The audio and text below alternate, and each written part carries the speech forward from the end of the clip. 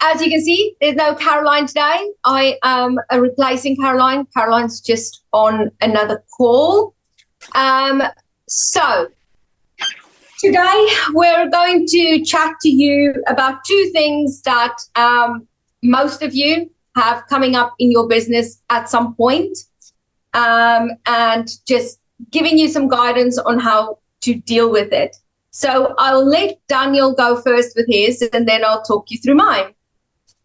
So good afternoon all, hope we're all well. One thing that I'm sure all of you at some point may have come across is AWOL, colleagues that have gone AWOL, disappeared, gone missing, haven't heard from them, etc., etc. And I think what was really important today to discuss on this call is something that's just come up over the last couple of weeks, which in theory sounds really simple, but on the other hand, sometimes we potentially just forget to do. So when an employee goes AWOL, we've not heard with them, we don't know where they've gone, our first instinct is, well, they haven't made contact, where are they, etc., etc. And when you guys come to us for advice on that and say, look, this employee's not checked in, he's not called, he's not said he's sick, etc., etc., the step that we always advise, that we always take when it comes to AWOLs, is always actually, have we contacted them? That's the first question that we will always ask you guys. If an employee has gone AWOL, have you made contact with them? And that's a really important step because, again, it lets us know what's actually happening with that person. Now, the other thing that can happen with AWOL is how they have become AWOL. And the worst thing that you can do in this situation is start to assume. So, for instance, we've had an example this week where there was an altercation. The individual has stormed out of the company, and it's assumed that this person has resigned and they have left. To which then we then get advised, oh, such and such is resigned, they're not coming back, etc., etc. We've not heard from them, blah, blah, blah. Now, the first thing that we've gone, again, if they have been AWOL, is have we made contact with them? And the answer is, oh, no, we haven't spoken to them because we assumed that they had just left. And then we said, right, okay, that's what we need to do. We need to go ahead. We need to call them, see if they answer, WhatsApp them, get everything that we can do, that we can demonstrate, and that's really, really key here, that we can demonstrate that we have attempted to contact that individual, that employee. Because what we'll find 9 times out of 10 is that they do get in contact and then they do explain the situation, and actually then it becomes either, well, they're currently off sick, or they haven't followed the correct absence reporting procedure, which if they haven't followed the correct absence reporting procedure when they return, we would expect them to be investigated because of it. But at least it can follow a process that we can then manage it accordingly, whether it will be sickness, disciplinary, etc., etc. So really, just to take away on my bit of advice from what I've had over the last couple of weeks, is we just ask for all of you guys that if you do come across with an AWOL case, is the first thing we will always ask from our end is, have you contacted the employee? And the answer is no.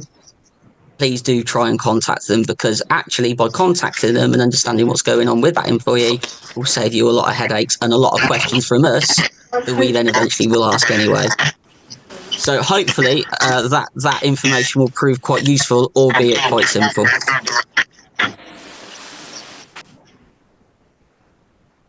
Sorry, talking away and I'm on mute.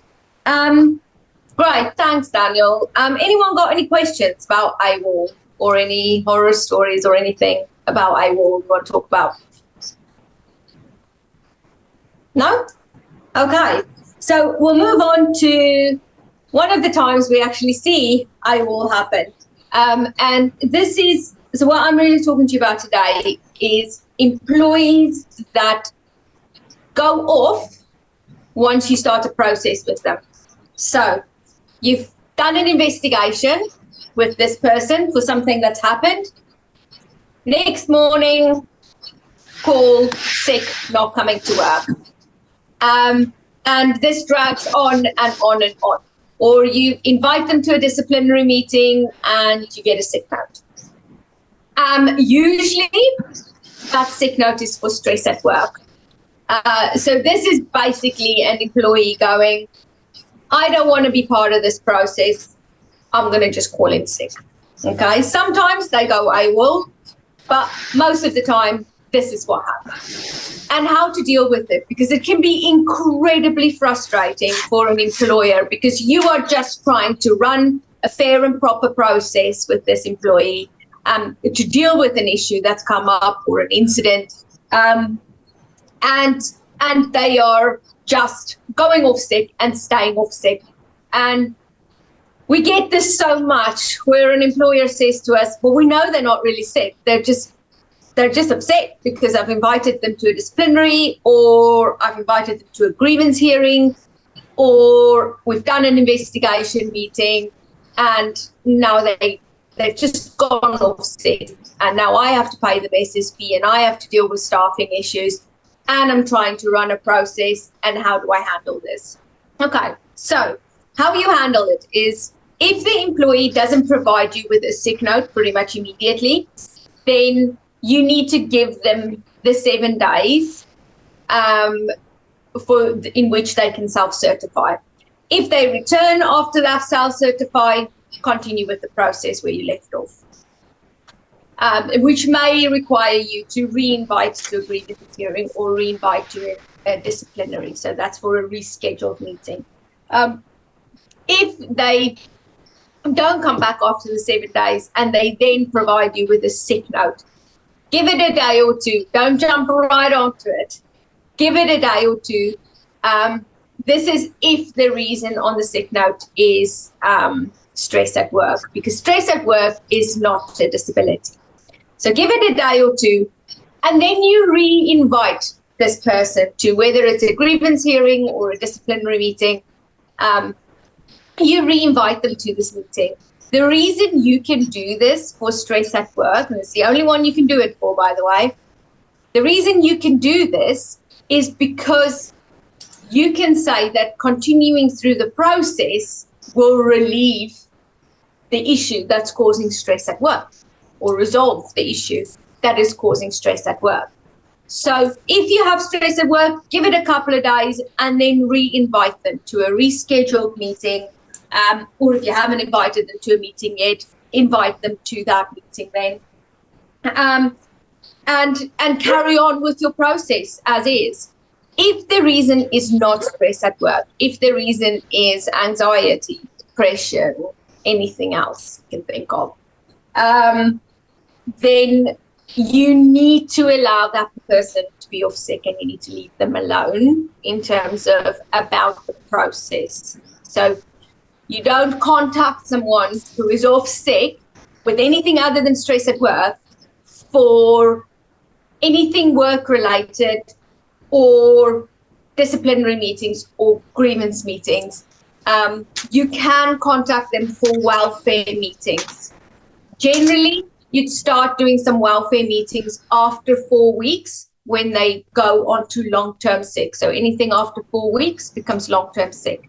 And then you would start to schedule some welfare meetings, usually every sort of 3 to 4 weeks, to check in, check that they're okay, check what support they need to return to work, and what the doctors are saying and what treatment they get, and that kind of thing. And this is where it gets incredibly frustrating for employers, because you know that they went off sick immediately after being invited to a disciplinary hearing.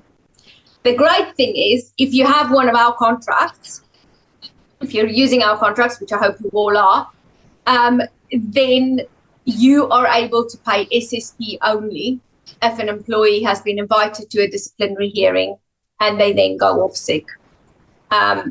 It's one of the times when you can refuse to pay company sick pay. And then, unfortunately, you have to manage this long-term absence until they return. The moment they return to work, the process goes on. The disciplinary meeting is, they're re-invited, the grievance meeting, they're re-invited, it's rescheduled, and it goes on. Even if there's a year in between, it doesn't matter.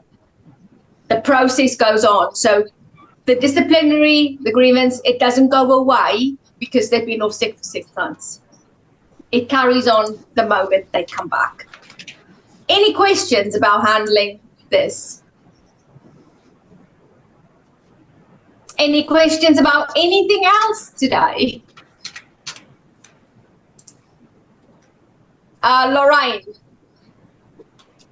Oh, hi, can you hear me? Hi, I can hear you, yes.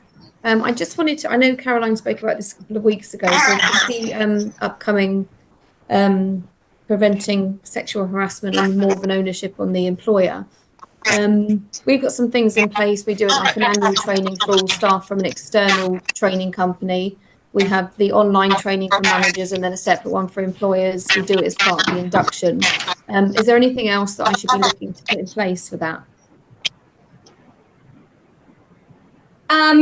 So it's sort of one of those things where you can't do too much, right?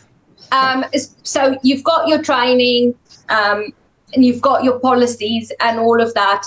I think it's just about keeping a record of those things, ensuring that your managers, I would suggest that your line managers get some training on how to not just the actual training that everyone else has done, but also training on how to deal with it when someone comes to you, and how to deal with it if you think you see something.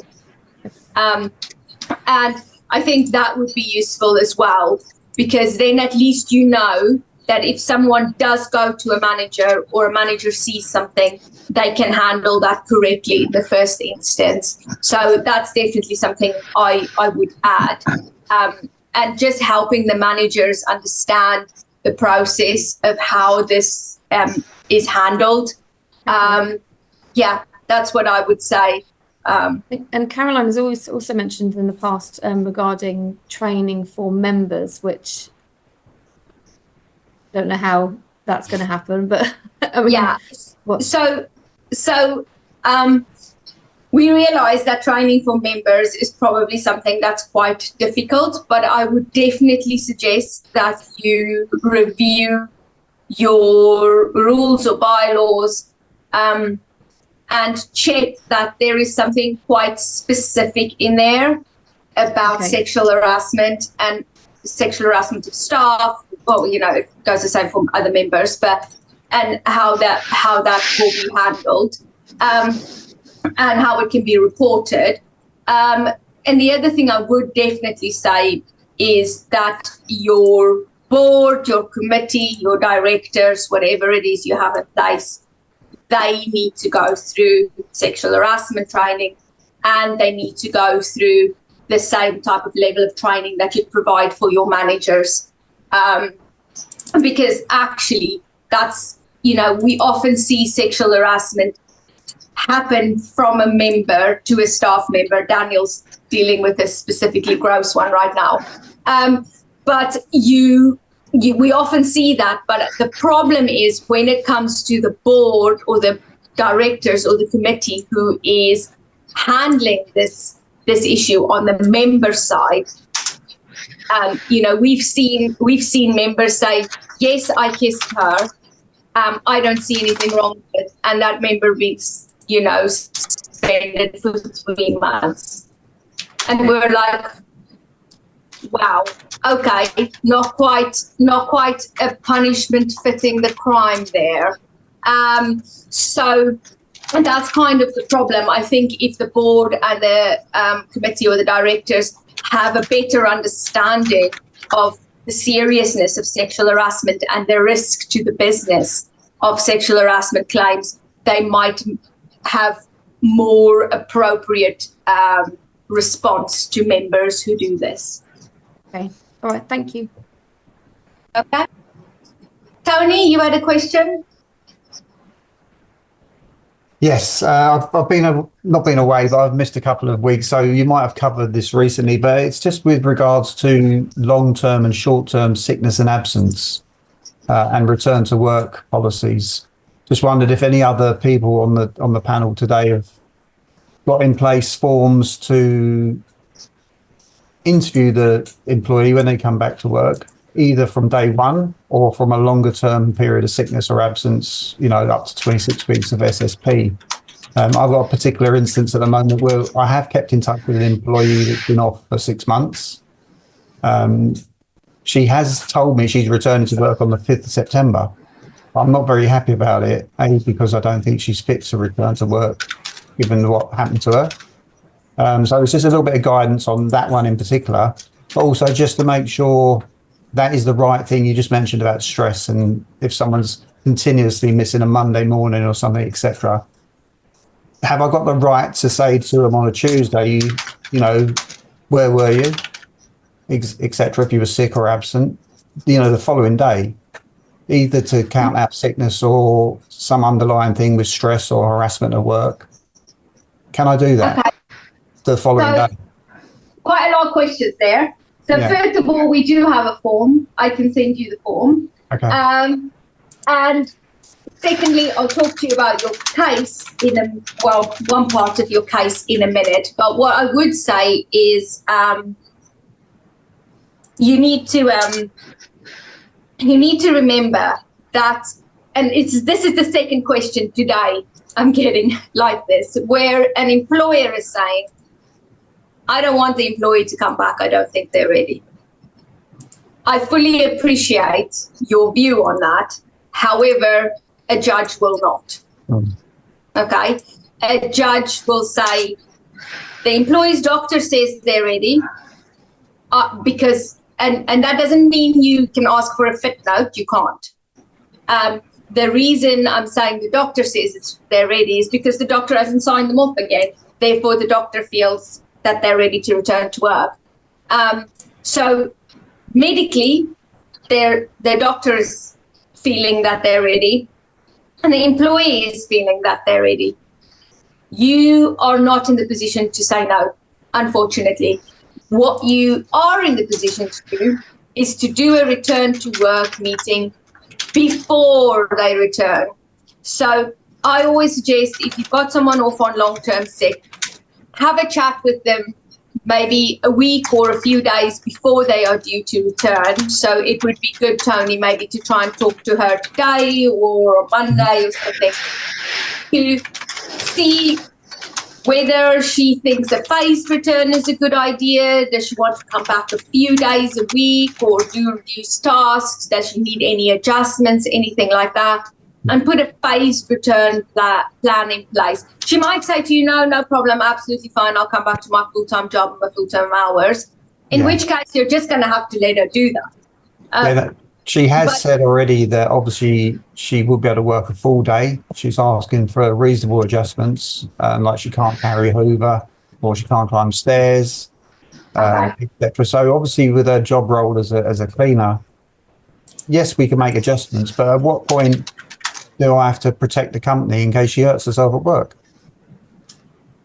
You are protecting the company by doing that return to work meeting. So you've had the sick notes, that you're doing the return to work meeting with her before she returns. You say to her, what do you feel you can do? You know, which of your tasks do you feel you can do? How many hours, how many days do you feel you can do when you come back?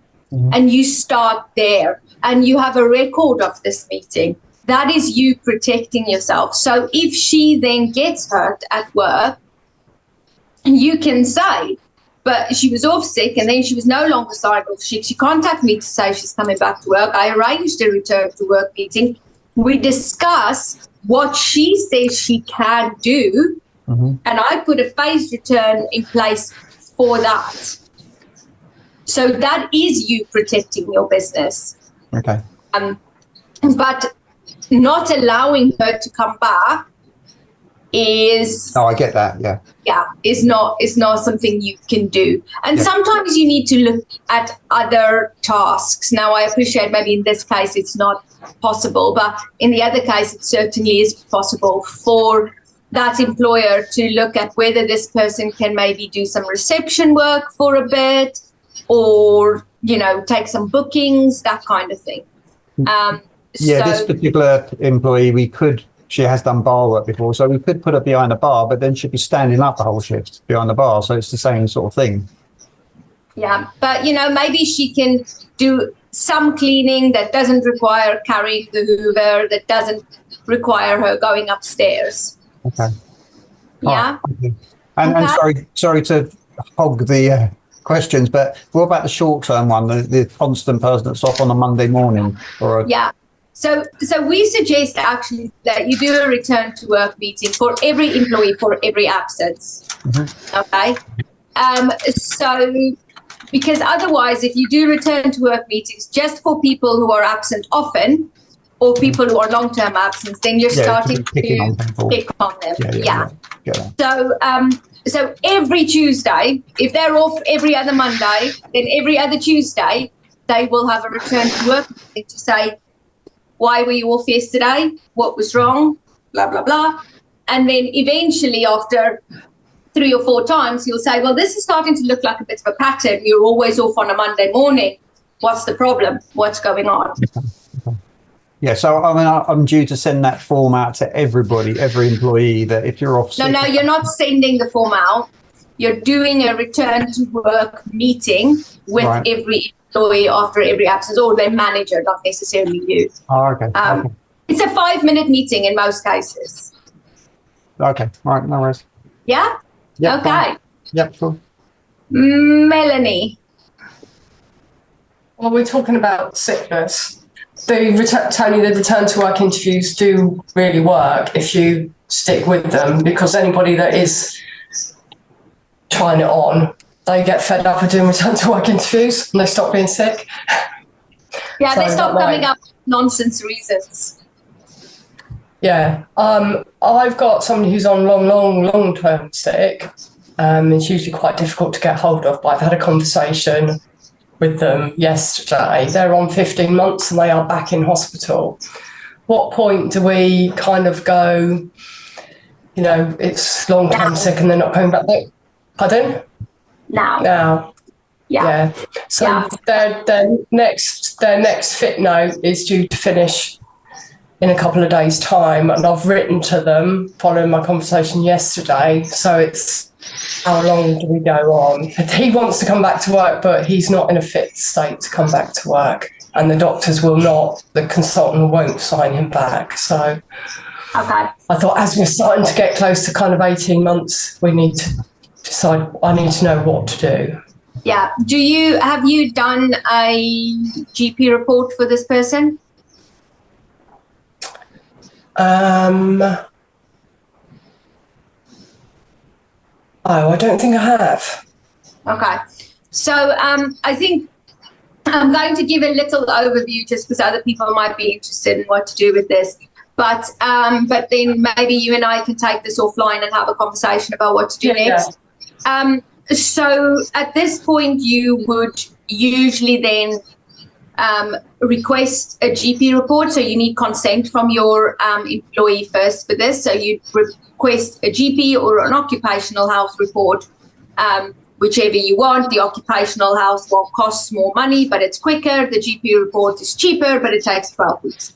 So you then request the consent for one of these, and you then get that information back, and then you can start a process of inviting employees to meetings to discuss whether they are able to return, and then start to talk about what happens if they can't.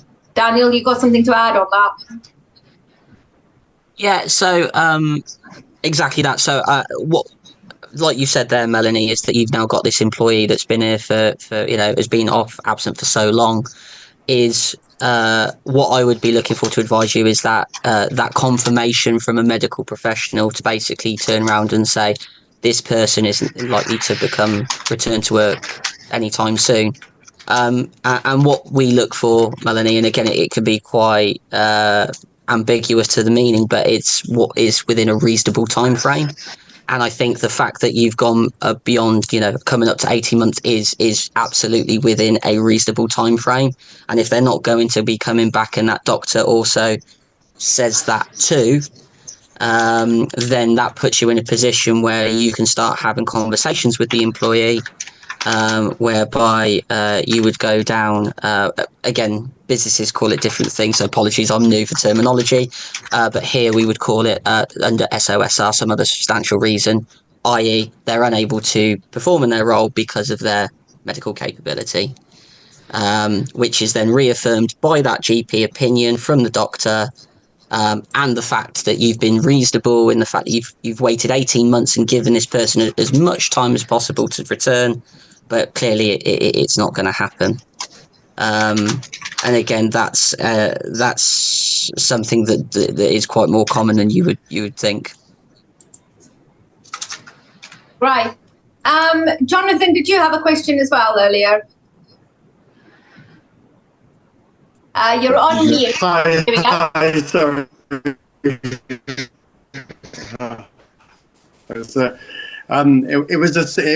You pretty much just answered it then, which was if they come back to work and they can't do their job, how they say they can't relocate them to a different part of the business. How long do you give it before you say, well, this isn't working type thing? Well, you see, this is difficult because what Daniel has just described is what happens if an employee is not able to return to work. Yeah. If an employee is able to return to work, they're trying to come back to work, they are trying to work. Yes. That is different from an employee unable to return and their medical professional says they can't return. That is quite different. And unfortunately, when an employee is trying to work,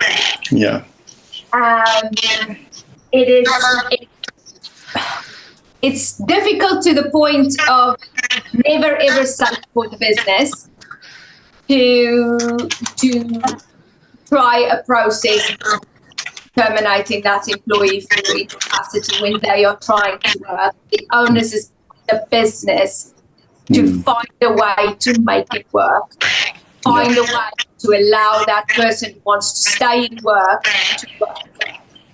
However, there are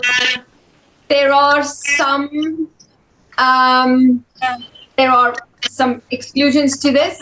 So, for example, I worked once with a company that had a chef who had a degenerative condition that affected the use of his hands, and he would just randomly lose use of his hands. They just stopped working, and it was a health and safety risk for him to continue to work because knives, he couldn't have pots and pans with hot water and hot oil because he would just lose use of his hands while he could be holding any of that. And he was not interested in a role elsewhere in the business. So even though he really wanted to return to the kitchen, he didn't want to be a wash. And he didn't want to work in any other area of the business. Unfortunately, due to health insurance, he had to be let go. But that was quite a long process and it's quite unique. But if you have a driver who has gone blind, then you're going to be in the same situation, right? So there are situations where this can be done, but it is in the majority of situations you can't. And your best option is to go down the route of a settlement agreement. Yeah. Is that covered by the insurance? Is that normally covered by insurance? I can't remember.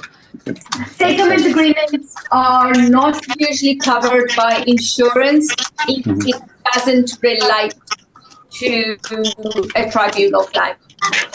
Whereas if it relates to a tribunal claim, sometimes if the claim is with with early conciliation and you're set to avoid the tribunal claim, sometimes your insurer, depending on who's insuring you, might cover you.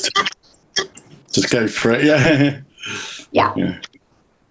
Okay. Any other questions?